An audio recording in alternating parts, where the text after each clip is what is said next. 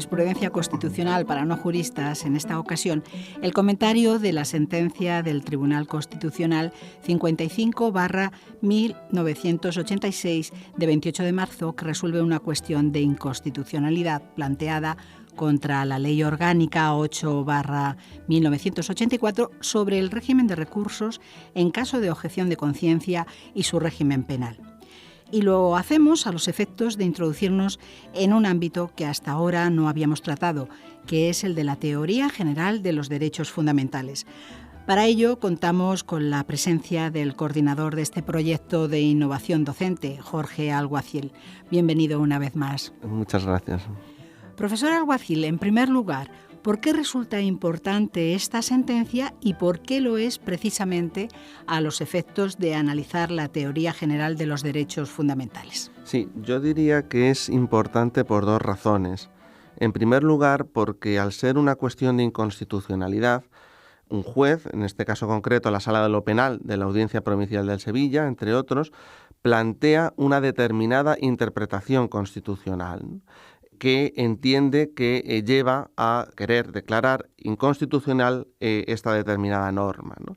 Y después el Tribunal Constitucional, aplicando otra interpretación constitucional, va a llevarle a una conclusión distinta, ¿no? Esto me parece que es importante para fijar uno de los elementos que hemos estado repitiendo a lo largo de este curso, ¿no?, de estas sesiones, que es que el Tribunal Constitucional es un intérprete de la Constitución, pero no el único, ¿no? Todos los ciudadanos somos intérpretes de la Constitución en la medida en que participamos del proceso público, ¿no? La diferencia es que la interpretación que realiza el Tribunal Constitucional de la Constitución es la interpretación suprema, la interpretación que se impone a los demás, ¿no? Y en segundo término, me parece que esta resolución es importante porque nos permite introducirnos en un campo que hasta ahora no habíamos tratado, como has mencionado, que es el campo de los límites de los derechos y en general el de la teoría general de los derechos fundamentales. Pues quizás sería bueno hacer, en primer lugar, una mínima aproximación a los derechos fundamentales recogidos en la Constitución. ¿A qué llamamos derechos fundamentales y por qué son, al menos en teoría, tan importantes? Sí, efectivamente. Por un lado, conviene tener claro que la Constitución española permitiría defender, incluso desde su índice, la prioridad de los derechos fundamentales como supuesto del que arranca el orden constituido y a cuyo servicio se ordenan la organización y las formas de acción del Estado, ¿no? El fin de toda asociación política debe ser la realización de los derechos fundamentales. Así reza uno de los primeros artículos de la famosa Declaración de Derechos del Hombre y del Ciudadano de 1789, ¿no? Pero por otro lado, me parece que es importante, como indicas, tener claro desde un principio qué es un derecho fundamental, ¿no? El concepto de derecho fundamental, ¿no? Pues bien, entendemos por derecho fundamental el derecho reconocido y garantizado por una Constitución normativa. Esto es, una Constitución que es fuente del derecho, que el ciudadano puede acudir a los tribunales con la Constitución y que, por lo tanto, es capaz de vincular a todas las fuentes del derecho que están por debajo de ellas, que son todas, ¿no? En concreto, al legislador, ¿no? Y que, en último término, suele gozar de una tutela jurisdiccional reforzada. Los derechos fundamentales, a grandes rasgos, y sin entrar en detalles, se encuentran en el título primero de la Constitución española, concretamente en el capítulo segundo. Y en segundo lugar, nos decía que el análisis de esta sentencia nos permitía adentrarnos en la cuestión de los límites a los derechos. ¿Los derechos fundamentales son ilimitados o cabe imponer límites a los mismos? Y si es así, ¿cuáles son esos límites? Bueno, identificados los derechos, así a grandes rasgos, en nuestra Constitución en su título primero, debemos tomar conciencia, en segundo lugar, de que ningún derecho es ilimitado.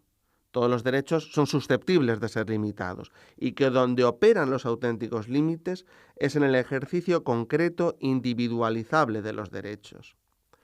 Pero la normatividad de la Constitución, esto es, la Constitución es una norma jurídica, los derechos fundamentales no son simplemente principios, sino que son normas que se imponen a todos los poderes públicos, hace que estos límites deban ser a su vez limitados, ¿no? Justo por eso surge la noción de contenido esencial, que después veremos, y nuestra jurisprudencia constitucional, en el ánimo de concretar este concepto, utiliza fundamentalmente o principalmente por influencia del Tribunal Constitucional Federal Alemán, el denominado principio de proporcionalidad.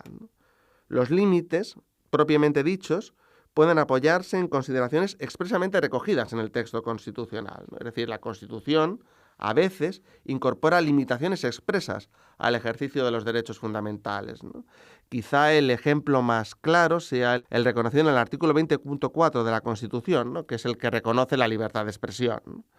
Se trata de los límites a los derechos recogidos en el apartado segundo de este precepto, ¿no? El derecho a expresar y difundir libremente los pensamientos, ideas y opiniones mediante la palabra, el escrito o cualquier otro medio de reproducción, el derecho a la producción y creación literaria, artística, científica y técnica, a la libertad de cátedra y, por último, a comunicar o recibir libremente información veraz por cualquier medio de difusión. Pues bien, estas libertades, establece el mencionado apartado 4 del artículo 20, tienen su límite en el respeto a los derechos reconocidos en este título, en los preceptos de las leyes que los desarrollen y especialmente en el derecho al honor, a la intimidad, a la propia imagen y a la protección de la juventud y de la infancia. En cualquier caso, profesor Alguacil ha mencionado dos conceptos que actúan de límite a los derechos fundamentales, el contenido esencial y el principio de proporcionalidad. ¿Podría aclararnos ambos conceptos? Sí, el único límite de los límites que recibe expresa sanción constitucional, como había comentado, es el de contenido esencial.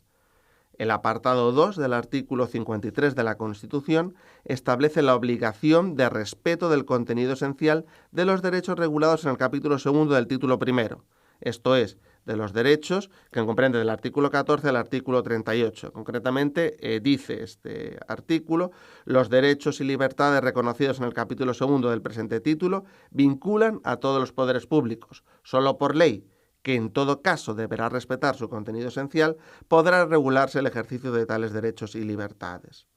El contenido esencial es así el parámetro conforme al cual cabe apreciar si el legislador ha invadido la esfera íntima del derecho. Ahora bien, existen diferentes concepciones del contenido esencial. Fundamentalmente me parece importante diferenciar, distinguir entre la concepción absoluta y la concepción relativa.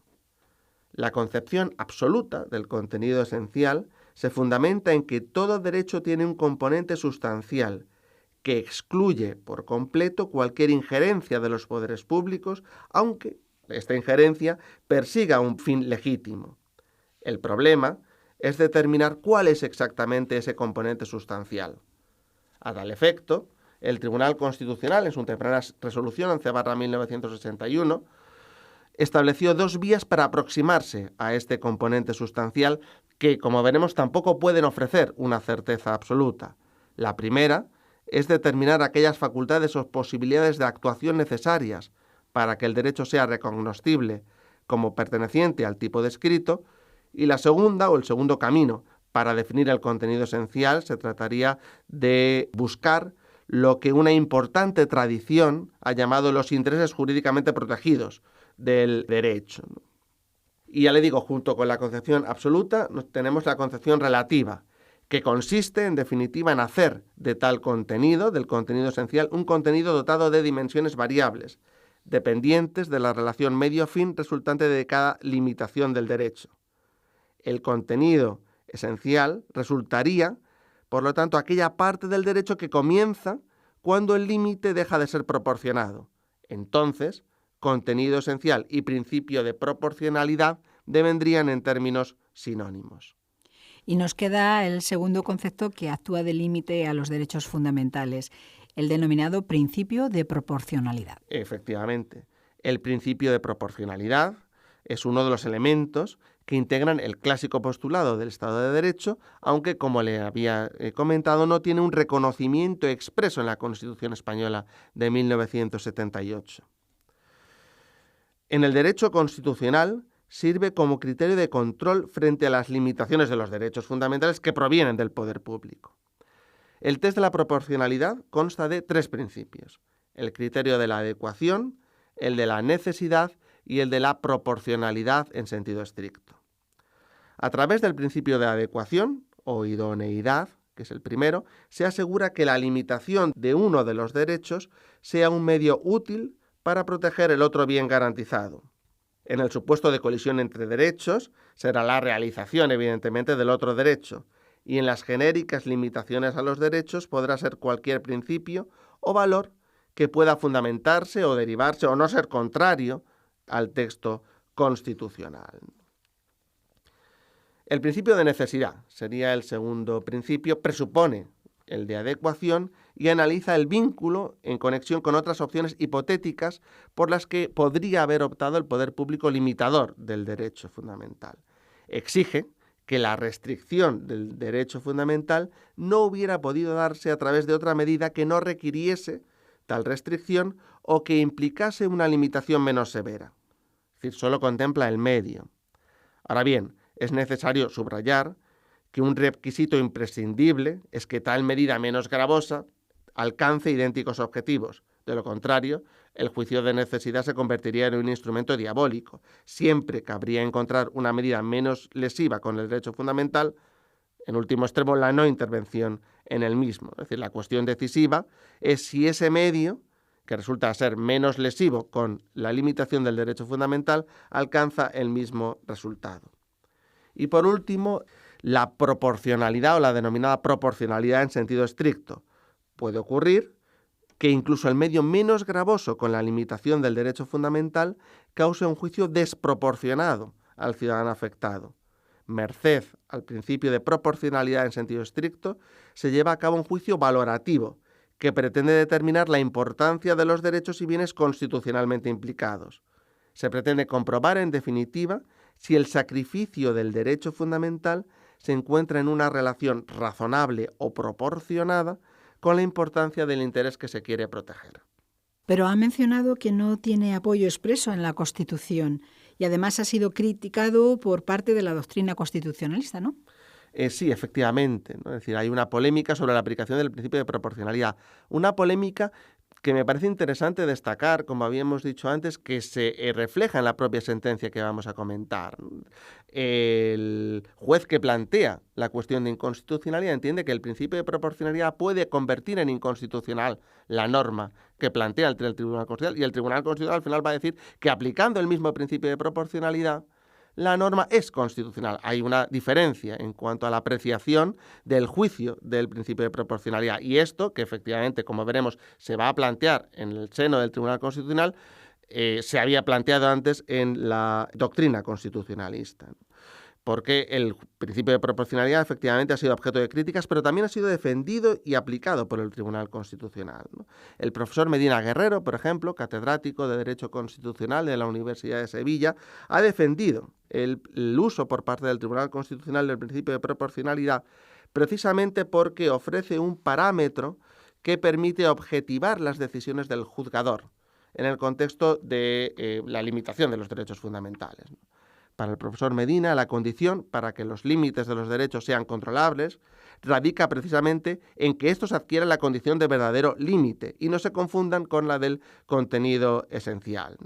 Son conocidas las peculiaridades del juicio de constitucionalidad, ¿no? Todos sabemos la indeterminación del texto constitucional, reflejada en la ambigüedad y vaguedad de este texto jurídico, y en la existencia de conceptos esencialmente controvertidos. Esto singulariza y diferencia la interpretación constitucional de la interpretación de la hermenéutica de otras disciplinas jurídicas. Lo característico, lo singular de este órgano constitucional, del Tribunal Constitucional, es que las decisiones que adopta las realiza como un órgano jurisdiccional, a través de normas preestablecidas, mediante un procedimiento contradictorio y empleando formulaciones jurídicas, por lo tanto, susceptibles de control y crítica.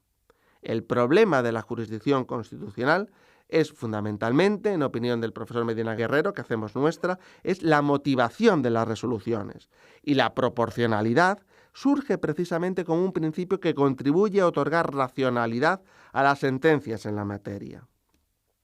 Es cierto que, como le venía diciendo, la doctrina española se ha manifestado, no mayoritariamente, pero sí que de una manera, pues no menor, contrario a la proporcionalidad, ¿no? Por ejemplo, Jiménez Campo, otro catedrático también de Derecho Constitucional, entiende que el legislador goza de un horizonte amplísimo de fines legítimos cuando le delimita un derecho consagrado en la Constitución.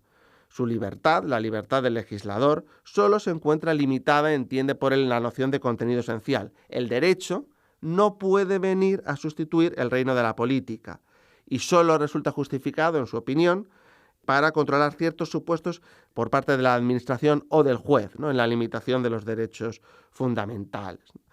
Sin embargo, de nuevo, otro autor, Bernal Pulido, justifica la aplicación del principio de proporcionalidad, polemiza con el profesor Jiménez Campo y con otros autores que critican el principio de proporcionalidad por atentar contra la libertad configurada del legislador y, en definitiva, contra el principio democrático, ¿no? Precisamente porque, en opinión de Bernal Pulido, el principio de proporcionalidad cumple dos cometidos. Por un lado, contribuye a determinar el concepto de contenido esencial, ¿no? Y, por otro, es un instrumento argumentativo para fundamentar el juicio de las leyes limitadoras de los derechos fundamentales. Sería mucho peor entender o otorgar al Tribunal Constitucional la posibilidad de fijar como único límite el contenido esencial y dotar al Tribunal Constitucional de una arbitrariedad prácticamente absoluta a la hora de determinar qué es el contenido esencial del derecho, ¿no? La proporcionalidad, en definitiva, puede otorgar una mayor racionalidad relativa al Tribunal Constitucional a la hora de fundamentar sus resoluciones, ¿no? Su aplicación, efectivamente, puede conducir a un excesivo casuismo, pero las exigencias de la justicia del caso concreto sí lo podrían exigir. Los críticos a este principio, al principio de proporcionalidad, plantean problemas, entiende Bernal Pulido, comunes a otras formas de razonamiento práctico y, por tanto, resultan extensivas, incluso en mayor medida, a los criterios alternativos al principio de proporcionalidad, ¿no? Se limitan a poner de manifiesto la necesidad de una formulación más precisa y depurada de este principio, del principio de proporcionalidad, ¿no?, que es precisamente lo que ha realizado el Tribunal Constitucional Federal alemán. Es decir, el ir depurando la aplicación de este principio para justificar las diferentes resoluciones del Tribunal Constitucional. Con los conceptos algo más claros, podríamos volver ahora a la sentencia que es objeto de comentario en esta ocasión, la 55/1996, porque supongo que usa el principio de proporcionalidad y no sin polémica, entonces, ¿no? Claro, es precisamente lo que hace más rico esta sentencia, ¿no? La novedad de la sentencia radica precisamente en que el juez que plantea la cuestión de inconstitucionalidad hace un uso del principio de proporcionalidad por el que entiende que la norma es inconstitucional, transgrede el principio de proporcionalidad y el Tribunal Constitucional va a tener otra interpretación del uso del principio de proporcionalidad, ¿no? Es decir, encontramos argumentos enfrentados, ¿no?, argumentos distintos, ¿no?, diferentes interpretaciones del principio de proporcionalidad, ¿no? La polémica que habíamos visto doctrinal sobre el uso del principio de proporcionalidad se traslada al propio seno del Tribunal Constitucional, ¿no? Como habíamos dicho, el Tribunal Constitucional resuelve una cuestión de inconstitucionalidad planteada contra la Ley Orgánica 8/1984 que regula el régimen de recursos en caso de objeción de conciencia y su régimen penal, ¿no? La cuestión trae causa de 3 cuestiones de inconstitucionalidad acumuladas, entre ellas la deducida por don Antonio Moreno Mejías contra la sentencia del Juzgado de lo Penal número 2 de Sevilla, que le condenó como autor de un delito de negativa a cumplir la prestación social sustitutoria, y le condena, concretamente, aplicando la norma jurídica en vigor, a las penas de 2 años, 4 meses y 1 día de prisión menor, y 6 años y 1 día de inhabilitación absoluta. La sección primera de la Sala de lo Penal de la Audiencia Provincial de Sevilla entiende, aplicando precisamente el principio de proporcionalidad, que esta pena puede ser, valga la redundancia, desproporcionada, y por ello la norma jurídica que permite la imposición de esta pena puede ser inconstitucional. Vamos a ver la fundamentación que realiza la Audiencia Provincial de Sevilla para defender esto ante el Tribunal Constitucional. Como sabe, la cuestión de inconstitucionalidad, es decir, el juez se encuentra vinculado por la ley, no puede declarar inconstitucional la ley, entonces cuando se encuentra con este problema de que entiende que hay una ley inconstitucional, pero no puede declarar inconstitucional, lo que plantea es la cuestión de inconstitucionalidad, ¿no? Y en esta cuestión de inconstitucionalidad, lo primero que hace es defender por qué entiende que efectivamente es inconstitucional, ¿no? Realiza una determinada interpretación constitucional, que es lo que nos interesa destacar, ¿no? Pues bien, la sección primera de la Sala de lo Penal de la Audiencia Provincial de Sevilla dice textualmente que el derecho penal propio de un Estado social y democrático de derecho, como el que proclama la Constitución española de 1978, configura un derecho en el cual la pena no puede responder al mero capricho del legislador. El castigo a un ciudadano, privándole de su libertad o de sus derechos, solo encuentra legitimación en una necesidad de protección social y exclusivamente en que la medida responda a dicha necesidad. De lo contrario, se convertiría, entiende la Audiencia Provincial de Sevilla, en un ataque ilegítimo a la dignidad de la persona y supondría una vulneración de la interdicción de la arbitrariedad de los poderes públicos. El principio de proporcionalidad, por lo tanto, defiende, cobra una mayor fuerza, si cabe, cuando se trata de juzgar la pena de privación de libertad. La restricción extrema de la libertad, que significa una privación mediante el internamiento forzoso de un ciudadano en prisión, solo se justifica cuando resulta necesaria para la protección de un bien jurídico de la suficiente entidad y solo en la medida en que resulte necesario para ello. El principio de proporcionalidad entre la pena fijada y la trascendencia social del hecho punible se configura, en suma, como un límite al legislador y como presupuesto de la pena. En definitiva, todo esto le lleva a la Audiencia Provincial de Sevilla a entender que la determinada pena que configuraba la Ley Orgánica 8/1964 resultaba desproporcionada por no cumplir los principios que habíamos visto, fundamentalmente el principio de necesidad y el principio de proporcionalidad en sentido estricto. Bien, el fiscal se opone a esta cuestión precisamente alegando que la ponderación de la proporcionalidad de la pena, en primer lugar, no es una tarea exenta de dificultades y, en segundo término, que tal complejidad hace que corresponda prácticamente en exclusiva al legislador determinar esta proporcionalidad, ¿no? El fiscal hace referencia precisamente a alguna resolución del Tribunal Constitucional en donde declara que no es de su competencia, de la competencia del Tribunal Constitucional, sino del legislador, el análisis de la proporcionalidad de la pena. Al fin y al cabo, lo que viene a decir el fiscal es que la proporcionalidad o determinar la proporcionalidad de la pena es una competencia exclusiva del legislador y el Tribunal Constitucional no debería entrar en ello. ¿Y qué es lo que dice entonces el Tribunal Constitucional? ¿Cuáles son los fundamentos jurídicos y el fallo? Pues bien, el Tribunal Constitucional va a sustentar una interpretación diversa, una interpretación distinta de la que ha realizado la Audiencia Provincial de Sevilla e incluso de la que realiza el propio fiscal oponiéndose a esta cuestión, ¿no? El Tribunal Constitucional parte de una premisa que me parece que es básica y que todo el mundo al final acepta, y es que en el ejercicio de su competencia, de la competencia de selección de bienes jurídicos, el legislador goza de un amplio margen de libertad que deriva de su posición constitucional, en última instancia, de su específica legitimidad democrática, es decir, el legislador o la ley trae causa del poder político que ha sido legítimamente elegido por los ciudadanos y en esa medida es al legislador al que le corresponde fundamentalmente ponderar bienes y establecer los límites de los derechos, ¿no? Es cierto, evidentemente, que el Tribunal Constitucional puede controlar al legislador, pero tal control debe ser un control de límites, ¿no? El legislador goza de un horizonte muy amplio siempre y cuando respete unos límites que son los fijados por la Constitución, ¿no?